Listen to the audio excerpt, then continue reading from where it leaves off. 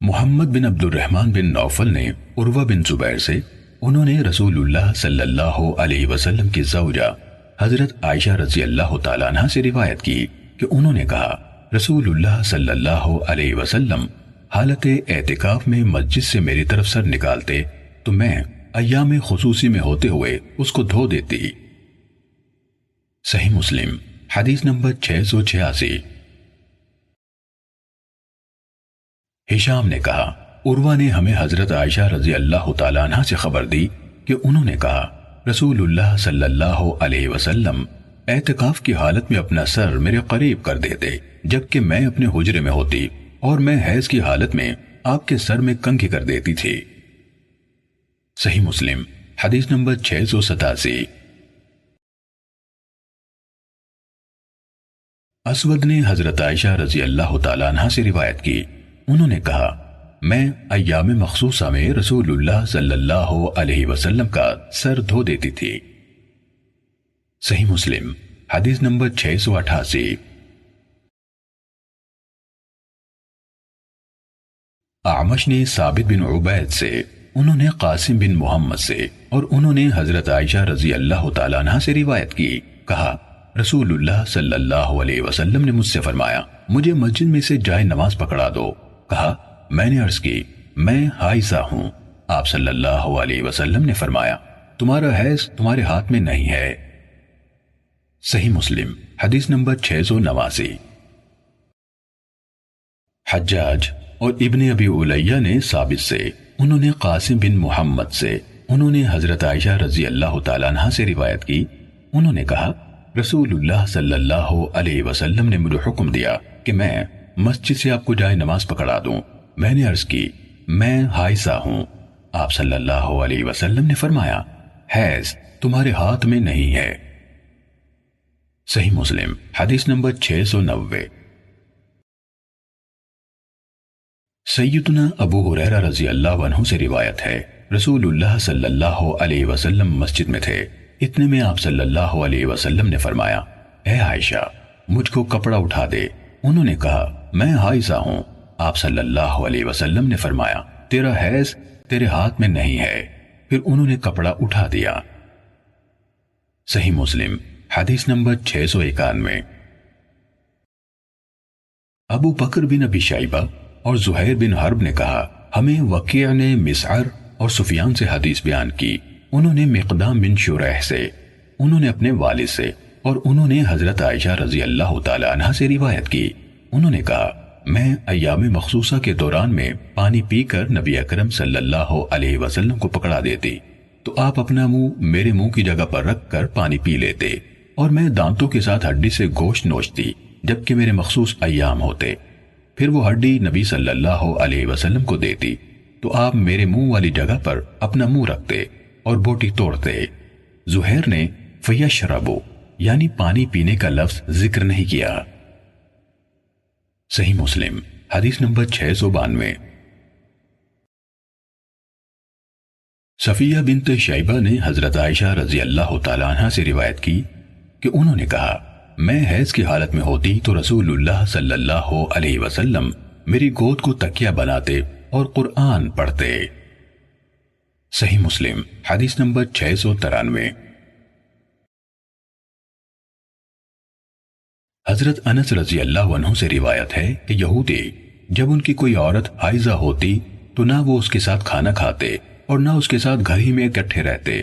چنانچہ نبی اکرم صلی اللہ علیہ وسلم کے صحابہ نے آپ سے اس بارے میں پوچھا اس پر اللہ تعالیٰ نے آیت اتاری یہ آپ سے حیض کے بارے میں سوال کرتے ہیں آپ فرما دیجئے یہ اذیت کا وقت ہے اس لیے محیض یعنی مقام حیض میں عورتوں کے ساتھ مجامعات سے دور رہو آخر تک۔ تو رسول اللہ صلی اللہ علیہ وسلم نے فرمایا جماع کے سوا سب کچھ کرو۔ یہودیوں تک یہ بات پہنچی تو کہنے لگے یہ آدمی ہمارے دین کے ہر بات کی مخالفت ہی کرنا چاہتا ہے۔ یہ سن کر اسید بن حضیر اور عباد بن بشر رضی اللہ عنہما رسول اللہ صلی اللہ علیہ وسلم کی خدمت میں حاضر ہوئے اور دونوں نے کہا اے اللہ کے رسول یہود اس طرح کہتے ہیں تو کیا ہم ان عورتوں سے جمع بھی نہ کر لیا کریں؟ اس پر رسول اللہ صلی اللہ علیہ وسلم کے چہرے کا رنگ بدل گیا حتیٰ کہ ہم نے سمجھا کہ آپ دونوں سے ناراض ہو گئے ہیں۔ وہ دونوں نکل گئے۔ آگے سے رسول اللہ صلی اللہ علیہ وسلم کے لیے دودھ کا ہدیہ آ رہا تھا۔ آپ نے کسی کو ان کے پیچھے بھیجا اور ان کو بلوا کر دودھ پلایا۔ وہ سمجھ گئے کہ آپ ان سے ناراض نہیں ہوئے۔ صحیح مسلم حدیث نمبر 694۔ وکیع، ابو معاویہ اور حشیم نے اعمش سے حدیث بیان کی۔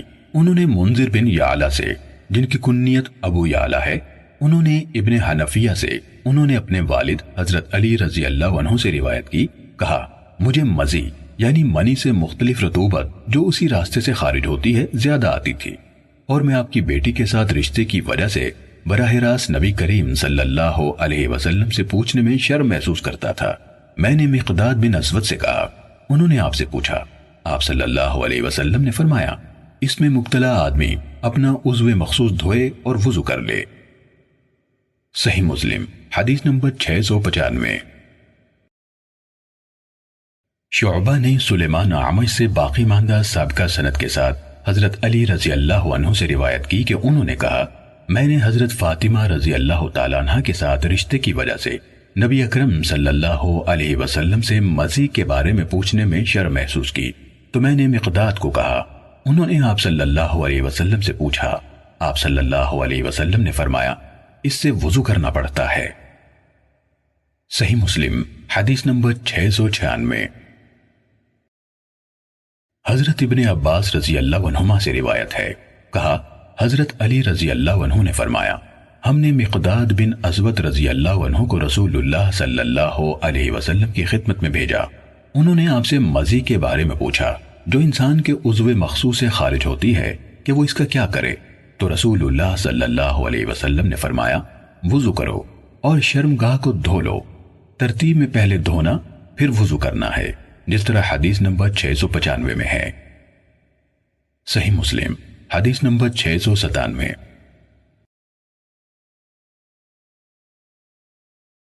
حضرت ابن عباس رضی اللہ عنہما سے روایت ہے کہ نبی اکرم صلی اللہ علیہ وسلم رات کو اٹھے، قضاء حاجت کی، پھر اپنا چہرہ اور دونوں ہاتھ دھوئے، پھر سو گئے۔ صحیح مسلم حدیث نمبر 698۔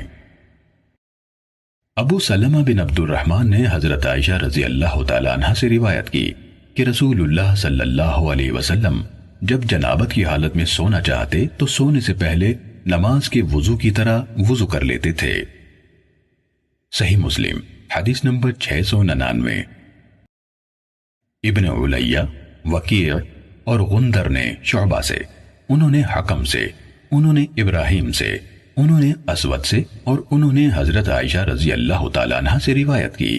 انہوں نے کہا کہ رسول اللہ صلی اللہ علیہ وسلم جب حالت جنابت میں ہوتے اور کھانا یا سونا چاہتے تو نماز کے وضو کی طرح وضو کر لیتے تھے۔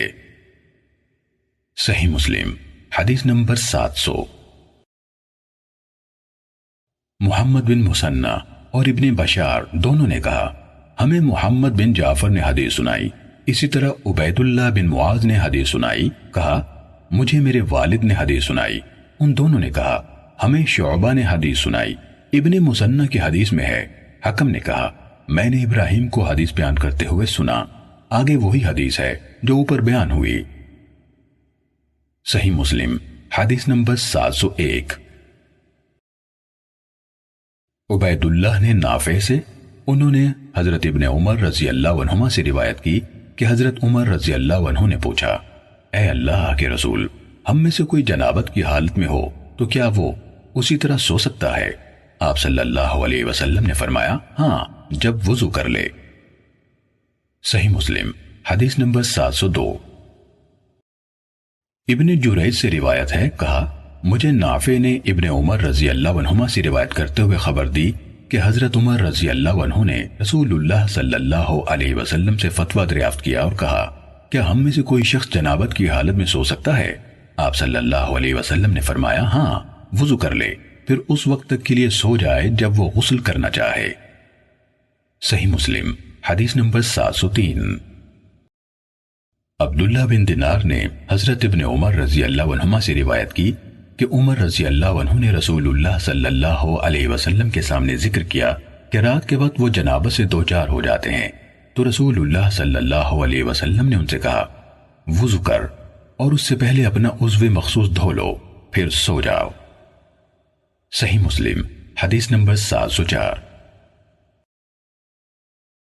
لئیس نے معاویہ بن صالح سے، انہوں نے عبداللہ بن ابی قیس سے روایت کی، انہوں نے کہا، میں نے حضرت عائشہ رضی اللہ تعالیٰ عنہ سے رسول اللہ صلی اللہ علیہ وسلم کے وطر کے بارے میں سوال کیا، پھر آگے حدیث بیان کی کہ میں نے پوچھا، آپ صلی اللہ علیہ وسلم جنابت کی صورت میں کیا کرتے تھے؟ کیا سونے سے پہلے غسل فرماتے تھے یا غسل سے پہلے سو جاتے تھے؟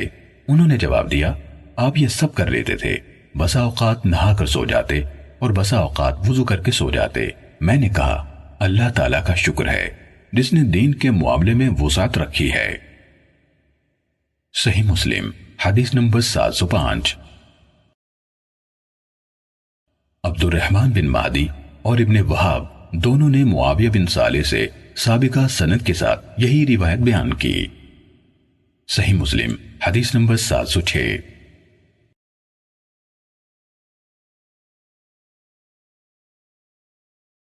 ابو بکر بن ابی شیبہ نے کہا، ہمیں حفص بن غیاث نے حدیث سنائی، نیز ابو قریب نے کہا، ہمیں ابن ابی زائدہ نے خبر دی، نیز عمرو ناقد اور ابن نمیر نے کہا، ہمیں مروان بن معاویہ فزاری نے حدیث سنائی۔ ان سب یعنی حفص، ابن ابی زائدہ اور مروان نے عاصم سے، انہوں نے ابو متوکل سے، اور انہوں نے حضرت ابو سعید خدری رضی اللہ عنہ سے روایت کی کہ رسول اللہ صلی اللہ علیہ وسلم نے فرمایا، جب تم میں سے کسی نے اپنی بیوی سے مباشرت کر لی پھر سے کرنا چاہے تو وہ وضو کر لے۔ حفص بن غیاث سے روایت کرنے والے ابو بکر نے اپنی حدیث میں یہ اضافہ کیا، دونوں بار کے درمیان وضو کر لے۔ نیز ان یعود یعنی پھر سے کے بجائے ان یعاود یعنی دوبارہ کے الفاظ استعمال کیے۔ صحیح مسلم حدیث نمبر 707۔ حضرت انس رضی اللہ عنہ سے روایت ہے کہ نبی اکرم صلی اللہ علیہ وسلم ایک ہی غسل سے اپنی ایک سے زیادہ بیویوں کے پاس جاتے تھے۔ صحیح مسلم حدیث نمبر 708۔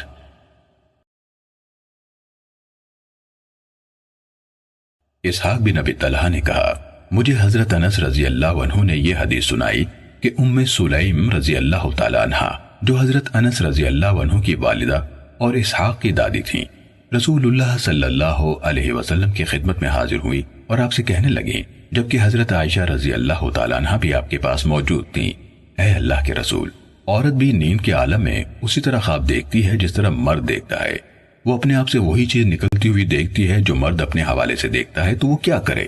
حضرت عائشہ رضی اللہ تعالیٰ عنہ کہنے لگی، ام سلیم، تو نے عورتوں کو رسوا کر دیا، تیرا دایاں ہاتھ خاک آلود ہو۔ ان کا یہ کہنا کہ تیرا دایاں ہاتھ خاک آلود ہو بری نہیں بلکہ اچھی بات تھی، تو آپ صلی اللہ علیہ وسلم نے عائشہ رضی اللہ تعالیٰ عنہ سے فرمایا، بلکہ تمہارا دایاں ہاتھ خاک آلود ہو، ہاں ام سلیم، جب وہ یہ دیکھے تو غسل کرے۔ صحیح مسلم حدیث نمبر 709۔ قتادہ سے روایت ہے کہ حضرت انس بن مالک رضی اللہ عنہ نے انہیں حدیث سنائی کہ ام سلیم رضی اللہ تعالیٰ عنہ نے انہیں بتایا کہ انہوں نے نبی اکرم صلی اللہ علیہ وسلم سے ایسی عورت کے بارے میں پوچھا جو نیند میں وہی چیز دیکھتی ہے جو مرد دیکھتا ہے، تو رسول اللہ صلی اللہ علیہ وسلم نے فرمایا، جب عورت یہ چیز دیکھے تو غسل کرے۔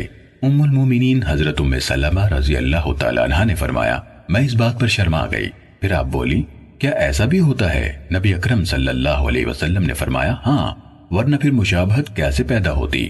مرد کا پانی گاڑھا سفید ہوتا ہے اور عورت کا پانی پتلا اور زرد ہوتا ہے، ان دونوں میں سے جس کے حصے کو غلبہ مل جائے یا نئی تشکیل میں سبقت لے جائے تو اسی سے بچے کی مشابہت ہوتی ہے۔ صحیح مسلم حدیث نمبر 710۔ ابو مالک اشجعی نے حضرت انس بن مالک رضی اللہ عنہ سے روایت کی، انہوں نے کہا، ایک عورت نے رسول اللہ صلی اللہ علیہ وسلم سے اس عورت کے بارے میں پوچھا جو نیند میں وہی چیز دیکھتی ہے جو مرد اپنی نیند میں دیکھتا ہے، تو آپ صلی اللہ علیہ وسلم نے فرمایا، جب اس کو وہ صورت پیش آئے جو مرد کو پیش آتی ہے تو وہ غسل کرے۔ صحیح مسلم حدیث نمبر 711۔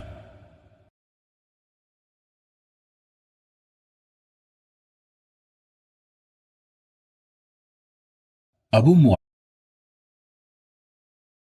ابو معاویہ نے ہشام بن عروہ سے، انہوں نے اپنے والد سے، انہوں نے زینب بنت ابی سلمہ سے، اور انہوں نے اپنی والدہ حضرت ام سلمہ رضی اللہ تعالیٰ عنہ سے روایت کی کہ ام سلیم رضی اللہ تعالیٰ عنہ نبی اکرم صلی اللہ علیہ وسلم کی خدمت میں حاضر ہوئی اور عرض کی، اے اللہ کے رسول، اللہ تعالیٰ حق سے حیا محسوس نہیں کرتا، تو کیا عورت کو احتلام ہو جائے تو اس پر غسل ہے؟ رسول اللہ صلی اللہ علیہ وسلم نے فرمایا، ہاں، جب منی کا پانی دیکھے۔ ام سلمہ رضی اللہ تعالیٰ عنہ نے پوچھا، اے اللہ کے رسول، عورت کو بھی احتلام ہوتا ہے؟ آپ صلی اللہ علیہ وسلم نے فرمایا، تیرے دونوں ہاتھ خاک آلود ہوں، اس کا بچہ اس کے مشابہ کیسے ہو جاتا ہے؟ یعنی نطفے کی تشکیل میں دونوں کے مادے کا حصہ ہوتا ہے۔ صحیح مسلم حدیث نمبر 712۔ ہشام کے دو شاگردوں وکیع اور سفیان نے باقی ماندہ سابقہ سند کے ساتھ اسی سابقہ حدیث کے ہم معنی حدیث بیان کی، لیکن انہوں نے یہ اضافہ کیا ہے، ام سلمہ رضی اللہ تعالی عنہ نے بتایا کہ میں نے کہا، تو نے عورتوں کو رسوا کر دیا۔ حضرت عائشہ اور حضرت ام سلمہ دونوں موجود تھیں، تعجب کی بنا پر دونوں کے منہ سے یہی بات نکلی۔ صحیح مسلم حدیث نمبر 713۔